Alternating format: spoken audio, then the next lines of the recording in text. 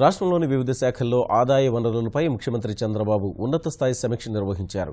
7 శాఖల్లో గత ఏడాదితో పోలిస్తే ప్రస్తుత ఆర్థిక సంవత్సరంలో ఆదాయం ఎలా ఉందనే అంశంపై ఆయన ఆరా తీయగా అటవీ శాఖ మినహా మిగిలిన 6 శాఖల్లోనూ వృద్ధి కనిపించిందని అధికారులు వివరించారు.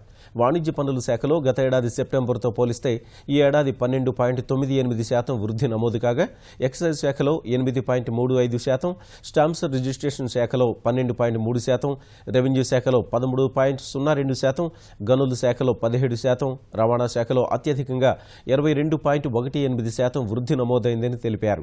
అటవీ శాఖలో మాత్రం గత ఏడాది సెప్టెంబర్లో 28.75 కోట్ల ఆదాయం రాగా ఈ ఏడాది 26.61 కోట్లు మాత్రమే ఆదాయం వచ్చిందని తెలిపారు. అన్ని శాఖలు కలిపి గత ఏడాది సెప్టెంబర్తో పోలిస్తే ఈ ఏడాది సెప్టెంబర్లో 13.05% వృద్ధి నమోదు చేసినట్లు అధికారులు సీఎం దృష్టికి తీసుకెళ్లారు.